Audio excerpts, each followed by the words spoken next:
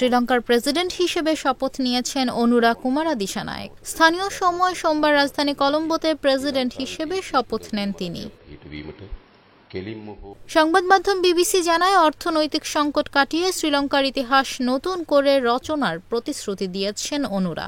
নির্বাচনে তার এই জয়কে দুর্নীতি ও স্বজন তোষণের সংস্কৃতির প্রত্যাখ্যান হিসেবে দেখছেন বিশ্লেষকেরা। ৫৫ বছর বয়সী এই রাজনীতিক একসময়ের মার্ক্সবাদী হিসেবে পরিচিত। তার দল জনতা বিমুক্তি পেরামুনা জেভিপি এর আগে কখনো ক্ষমতার কাছাকাছিও ছিল না। স্থানীয় সময় রোববার রাতে প্রেসিডেন্ট নির্বাচনে জয়ী প্রার্থী হিসেবে এই বামপন্থী নেতার নাম ঘোষণা করে নির্বাচন কমিশন। এর আগে গত শনিবার শ্রীলঙ্কায় প্রেসিডেন্ট নির্বাচনের ভোট গ্রহণ হয়। ৪২.৩১% ভোট পান দিশানায়েক। তার নিকটতম প্রতিদ্বন্দ্বী এসজেবি নেতা সাজিদ প্রেমাদাসা পেয়েছেন ৩২.৭৬% ভোট, আর মাত্র ১৭% ভোট পেয়েছেন সদ্য সাবেক প্রেসিডেন্ট রনিল বিক্রমাসিংহে।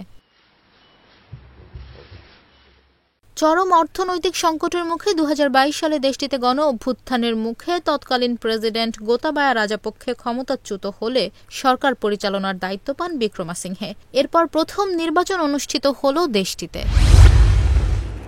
লেবাননে নতুন করে বিমান হামলা চালিয়েছে ইসরায়েল। দেশটির দক্ষিণ ও পূর্বাঞ্চলে এসব হামলা চালানো হয়। এরই মধ্যে কঠোর প্রতিশোধের হুমকি দিয়েছে লেবাননের সশস্ত্র গোষ্ঠী হিজবুল্লাহ। লেবাননের সরকারি ন্যাশনাল নিউজ এজেন্সির বরাতে এ তথ্য জানিয়েছে আল জাজিরা। পূর্ব ও দক্ষিণ লেবাননে ইসরায়েলি বিমান হামলায় অন্তত একজন বেসামরিক নাগরিক নিহত হয়েছেন। এনএনএ জানিয়েছে, দক্ষিণ লেবাননে নাবাতিয়ে অঞ্চলে ইসরায়েলি যুদ্ধবিমান আধা ঘন্টার মধ্যে ৮০টিরও বেশি হামলা চালিয়েছে। দক্ষিণের তাইয়ের এলাকায়ও হামলা হয়েছে। এছাড়া পূর্ব লেবাননের বেকা অঞ্চলেও হামলা চালানো হয়েছে। এর আগে গতকাল রোববার ইসরায়েল ও হিজবুল্লাহর মধ্যে সীমান্তে বড় ধরনের পাল্টাপাল্টি হামলা হয়। ইসরায়েলি বাহিনী বিমান থেকে বোমা হামলা চালায়। অপরদিকে ইসরায়েলের উত্তরাঞ্চলে রকেট ছোড়ে হিজবুল্লাহ। ইসরায়েলের ড্রোন হামলার পর হিজবুল্লাহ উত্তর ইসরায়েলে ১৫০টি রকেট নিক্ষেপ করে। এসব রকেট হামলায় ইসরায়েলে বাড়িঘর ক্ষতিগ্রস্ত হয়েছে। অপরদিকে ইসরায়েল দক্ষিণ লেবাননে বিমান হামলা চালিয়ে হিজবুল্লাহর হাজার হাজার রকেট লঞ্চার ধ্বংসের দাবি করেছে। হামলায় লেবাননে কয়েকজন নিহত হওয়ার খবর পাওয়া গেছে। এমন পরিস্থিতিতে মধ্যপ্রাচ্য জুড়ে যুদ্ধ ছড়িয়ে পড়ার আশঙ্কা দেখা দিয়েছে। গত প্রায় ১ বছর ধরে চলা গাজা যুদ্ধের মধ্যে প্রায়ই লেবাননের হিজবুল্লাহ ও ইসরায়েলের সীমান্তে সংঘাত ও হতাহতের খবর পাওয়া যায়। তবে সবশেষ পরিস্থিতিতে গোটা মধ্যপ্রাচ্যেই সংঘাত ছড়িয়ে পড়ার আশঙ্কা সৃষ্টি হয়েছে। এদিকে ইসরায়েলি বাহিনী গাজায় হামলা অব্যাহত রেখেছে।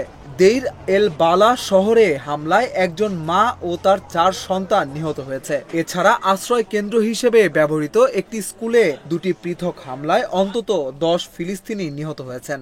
গত প্রায় ১ বছরে ইসরায়েলি হামলায় গাজায় নিহতের সংখ্যা ৪১,০০০ ছাড়িয়েছে।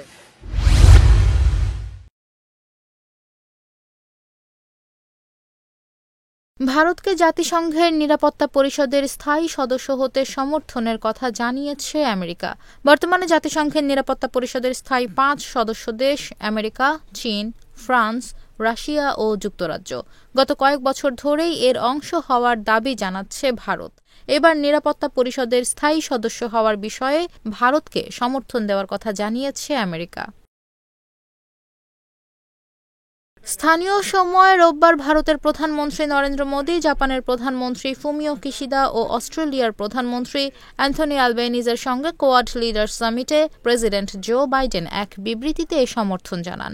বাইডেন বলেন, সংশোধিত জাতিসংঘের নিরাপত্তা পরিষদ ইউএনএসসির ভারতের গুরুত্বপূর্ণ কণ্ঠস্বর প্রতিফলিত করার জন্য দেশটির স্থায়ী সদস্য পদকে সমর্থন করে যুক্তরাষ্ট্র। ভারতীয় সংবাদ মাধ্যম এনডিটিভি জানায়, প্রেসিডেন্ট বাইডেন ভারতের নেতৃত্ব, বিশেষ করে G20 এবং গ্লোবাল সাউথে প্রধানমন্ত্রী নরেন্দ্র মোদীর ভূমিকার প্রশংসা করেন। এছাড়া সম্প্রতি মোদীর পোল্যান্ড ও ইউক্রেন সফরের কথা তুলে ধরেন তিনি। বাইডেনের বিবৃতির পর কোয়াড নেতারা সদস্যপদ স্থায়ী এবং অস্থায়ী বিভাগে সম্প্রসারণের মাধ্যমে UNSC সংস্কারে সমর্থন দেন। একটি যৌথ বিবৃতিতে নেতারা জানান, মার্কিন ভারত অংশীদারত্ব বিশ্বের জন্য একটি পরিচ্ছন্ন, অন্তর্ভুক্তিমূলক, সুরক্ষিত এবং আরও সমৃদ্ধ ভবিষ্যৎ গড়ে তোলার প্রচেষ্টার সাফল্যের জন্য গুরুত্বপূর্ণ। এছাড়া মধ্যপ্রাচ্যের গুরুত্বপূর্ণ সামুদ্রিক রুট সহ নৌ চলাচলের স্বাধীনতা এবং বাণিজ্য সুরক্ষার জন্য নেতারা তাদের সমর্থন নিশ্চিত করেছেন।